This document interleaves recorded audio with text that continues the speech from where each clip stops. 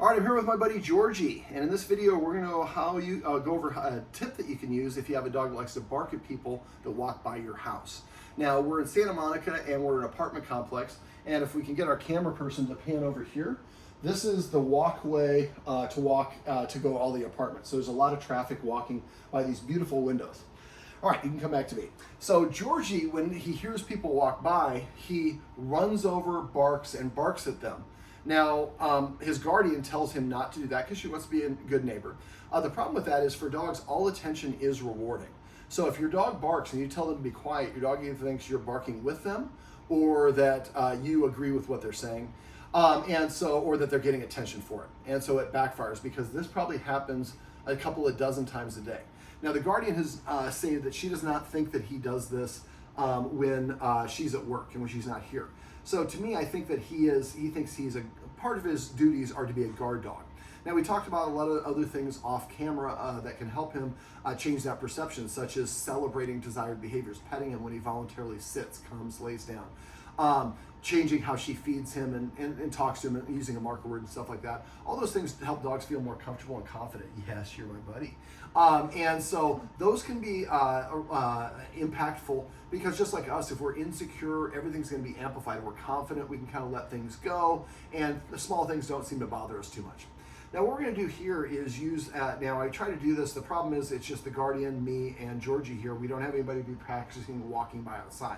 So I'm just going to describe what we're going to do here.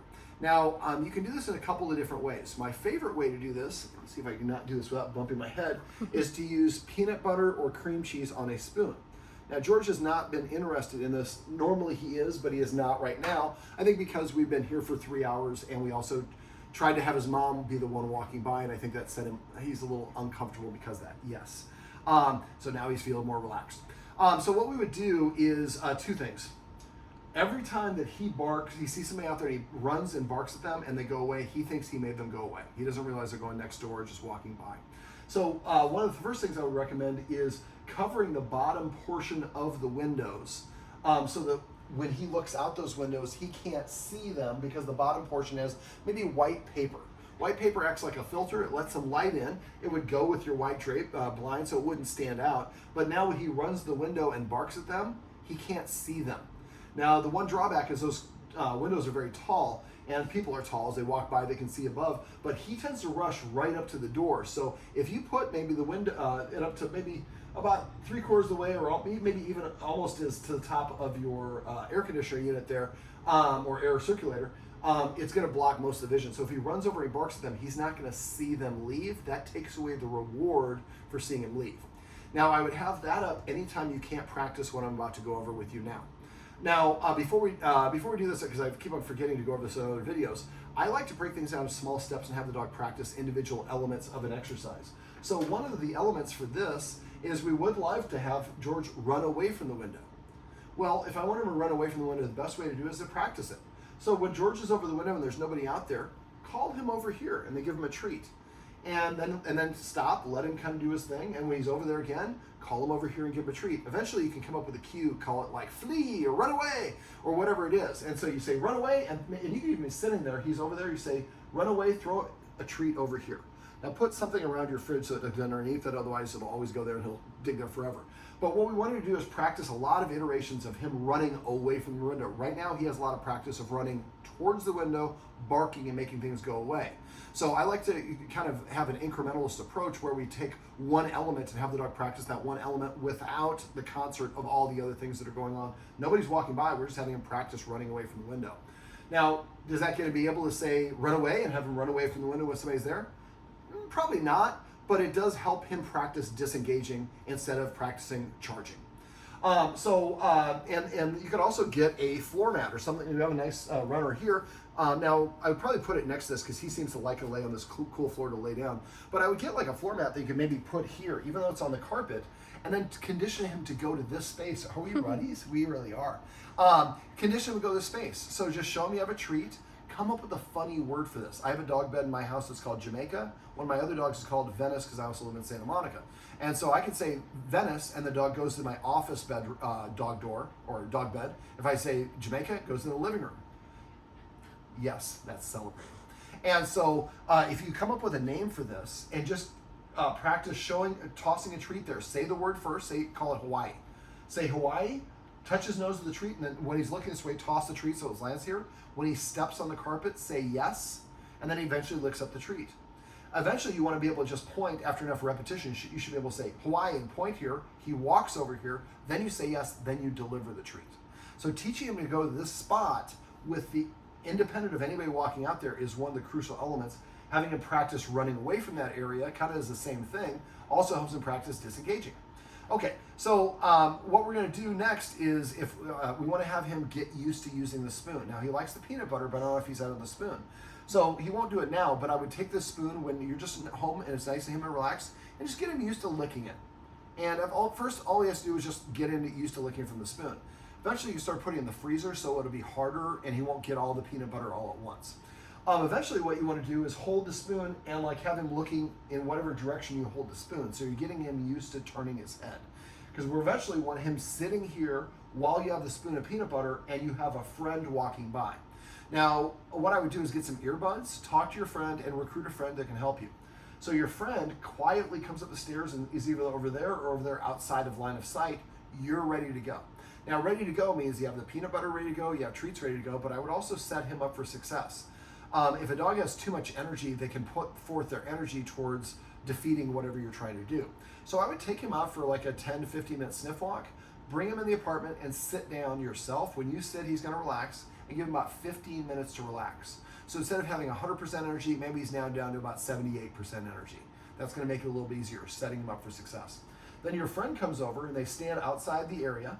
You get your spoon ready, and I'm George, and you say, okay, let's say the person's on that side. You're going to basically hold the spoon up. George starts licking. You say, and you're talking to your friend. You say, okay, and your friend walks across, and you're moving the spoon so George is tracking them. Now, because of this couch and there's a chair over there, if George is sitting here, there's kind of a little bit small window of vision. Now, you can move your couch out as you get going. Yep. But after a while, at first, we don't mind having a small field of vision because he might only be able to lick this for like 3 seconds before his instincts take over and he charges over there. Yes. So by having a small amount, and by the time he charges over, your friend has walked away. You've taken down the white stuff. So he can see out when you're doing this. When you're practicing this, he can see. So your friend walks over, and then as soon as your friend disappears, you take away the spoon. Licking and chewing release oxytocin and serotonin, the feel-good, the love drug, the hormones. And so what we were trying to do is pairing him seeing this person, licking and releasing those into his brain while the person passes. This is also what we call an incompatible behavior. I can't bark while I'm licking. But we saw earlier, he wouldn't lick that spoon, probably because I'm here and we've been doing all this other stuff. That's why I want to get him practice at licking the spoon when there's nothing out there. So then when he goes to licking the spoon, it's a comfortable, relaxed, known behavior. If he freaks out here, you might have to move here or further away. You may eventually, if it's too much, you might have to move this couch off to the side and practice in your hallway over there. We want to increase the distance, yes. Slow down the speed or turn down the volume. Your friend that's walking by shouldn't say anything. They should have a fairly brisk but not running, because we want them to get through there really quickly so that he doesn't have a chance to feel the need to bark. So let's say that you're able to do it from right here, and this is the line. This is probably about 20 feet away from the door. After you get to the point where you can have the person walking by slowly, and he's still licking, and while he's watching it, and he seems relaxed, his tail is starting to unwind, his ears are not forward, his tension's gone. Then maybe the next time you do it, and I would have the person pass by, then take the spoon away. Then wait a second, have the pass by again while you're holding the spoon. So the spoon has the ability to lick when people are walking by. As soon as the people walk away, it goes away. If he reacts, they are too close. So that's why we have to move further away, and you might have to move down your hallway to have more distance. And you could also slightly close your louvers over there to kind of make it a little bit less intense as well. But what we're looking for is him to watch them pass by. Licking or getting a treat is another way of doing this, but I think licking might be better for him. And then the person goes away and the treats or licking stops. And then once we can do that, and he's kind of like looking at them pretty easily and happy to do this, then the next time we maybe practice 10 passes. And after each pass, have your friend wait for 10 seconds, 20 seconds, sometimes a minute. If he starts getting tense, he's breathing heavy, he stops licking the spoon, it's too much for him. Have your friend go away and just wait for a couple minutes. So the idea is we have to go at his pace. What we're trying to do is stack a positive experience on top of another one. So he sees somebody walks by, he's licking, and he doesn't bark. After 20 seconds, they walk by again, he's licking, he doesn't bark. Maybe we get 10 passes. And then basically I would have your friend, since especially if it's a friend he hasn't met, go back to the front of your building, have them sit where I was, and then bring Georgie out to meet them. He doesn't have to necessarily know it was the same person. And you may even give Georgie a minute or two to relax, but you don't want your friend out there for too long. Then you go meet your friend, then you can go out to the park, you can go in here, invite your friend in or whatever it is. Then you're done with that particular incident. You want to, and then the next time you do it, hey Georgie, then you're on this side is where you start. Next time you're starting here. Next time you're starting here. My test, can he take a treat or lick? And will he sit? If he won't do either one of those things, when you move forward, move back.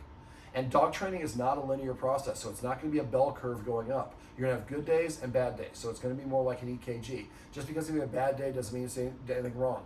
Just back up to a place where he had a level of success, practice at that level of success a couple times before you move forward. But now that you know how to read his cutoff signals, his body language, if you can make sure that he feels comfortable and relaxed, what we're trying to do is change his emotional response. So when he sees people go by, he starts to look at it as a good positive thing as opposed to something I have to mark at. Eventually, you should be able to be right up against the thing, and you can even open your louvers so that you have full visual acuity. But at first, having them kind of shuttered a little bit like the way you have now makes it a little easier. We have to make it easy enough for him to be successful and then practice that success. And when he's good at it, then we gradually start making it a little bit more lifelike until eventually the doors are wide open and somebody walks by and he's like, you know, you owe me some peanut butter, right? All right, well, this is my buddy Georgie, and these are some tips and tricks you can use if you have a dog that doesn't like people passing by your house.